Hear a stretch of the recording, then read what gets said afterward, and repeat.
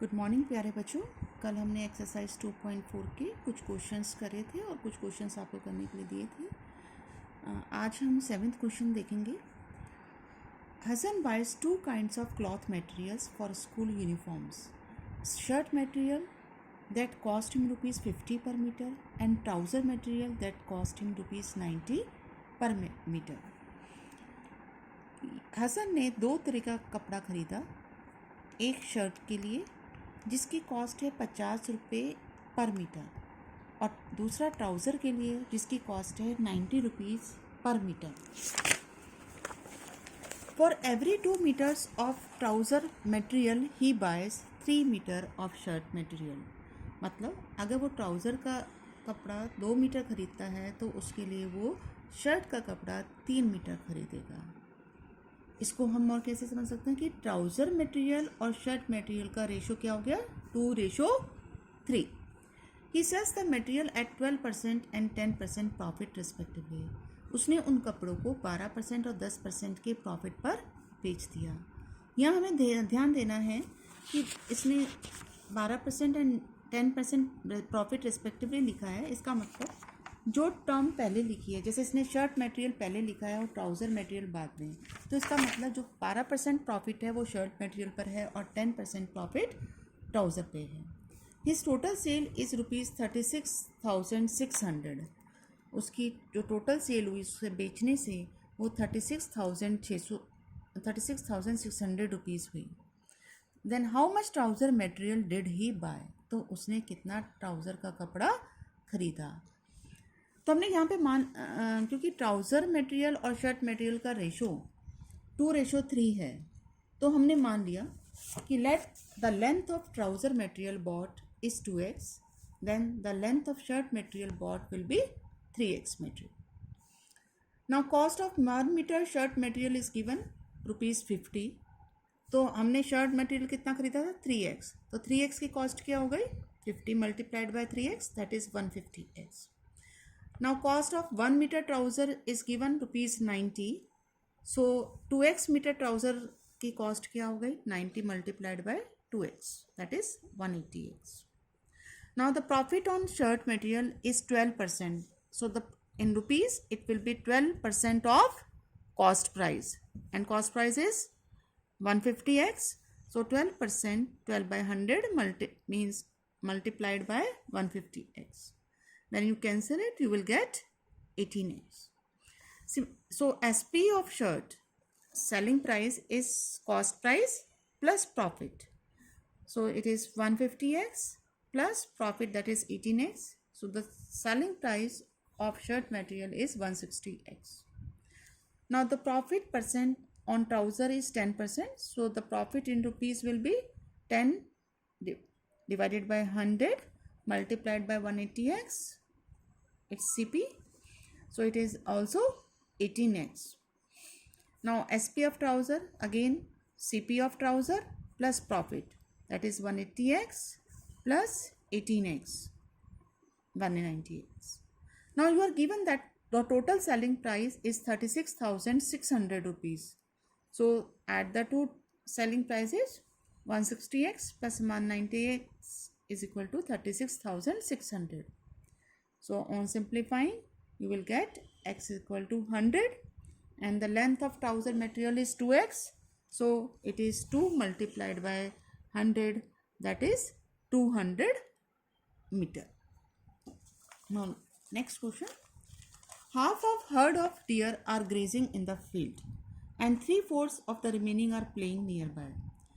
एक हिरणों का झुंड है जिसके में से आधे हिरन वो घास चर रहे हैं किसी फील्ड में, और जो बाकी बचे उसका 3/4 वो खेल रहे हैं आसपास। The rest 9 are drinking water from the pond. और बाकी कितने बचे, 9 बचे, वो पानी पी रहे हैं पॉन्ड में से। Find the number of dear in the heard. तो उस झुंड में कितने हिरन थे। तो हमने मान लिया उस झुंड में x हिरन है। So let the number of deer in the herd is x. Then the number of deers grazing, that is half of the herd, that is x by 2. and the remaining deers will be, कैसे निकालोगे? दोनों को subtract करके, x total थे उसमें से x/2 they are grazing, so the remaining are 2 LCM 2x minus x, that is x/2. Now the 3/4 of it they are playing nearby, so the number of deers playing nearby is 3/4 of x/2, that is 3x divided by 8. Now how much is remaining? Remaining deers are x total थे उसमें से x/2 they are grazing and 3x/2 8 they are playing. So it is x minus, take the LCM will be 2 8, then 8 divided by 2 4, it will be 4x plus 3x, that is x minus 7x by 8. So it becomes 8x minus 7x by 8. After taking the LCM you will get x by 8. Now it is given that the remaining deers they are 9 and they are drinking water. So remaining deers means x by 8, they are 9 in numbers, so x is equal to, after cross multiplying you will get 72. So the number of deers in the herd they are 72. Next question, 9th. A grandfather is 10 times older than his granddaughter. एक दादाजी अपनी पोती से 10 गुना अधिक उम्र के हैं. He is also 54 years older than her. और वो उससे 54 years बड़े भी हैं. Find their present ages. So let the present age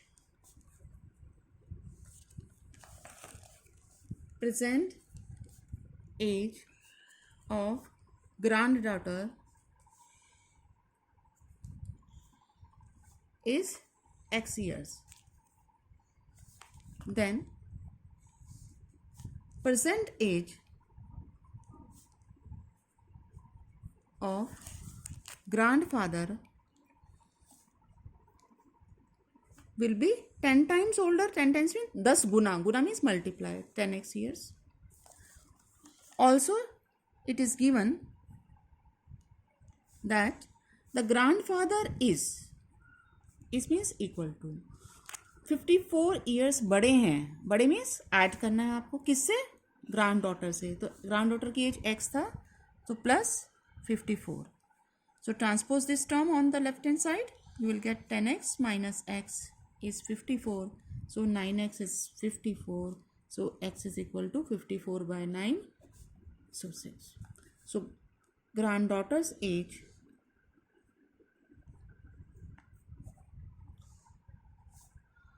is x, that is 6 years, and grandfather's age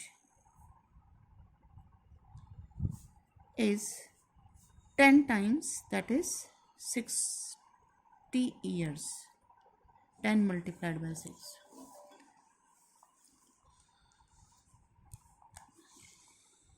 Tenth question. Aman's age is 3 times his son's age. अमन की as अपने बेटे की एज की 3 गुना है. तो बेटे की एज हमने मान ली. Let son's age is x years. Then Aman's age is 3 times, मतलब 3x years हो गए. 10 years ago he was 5 times his son's age. तो 10 years ago 10 साल पहले के लिए क्या करेंगे आप? 10 साल माइनस कर देंगे परसेंटेज में से. So 10 years ago his son's age will be x minus 10 and Aman's age will be 3x minus 10।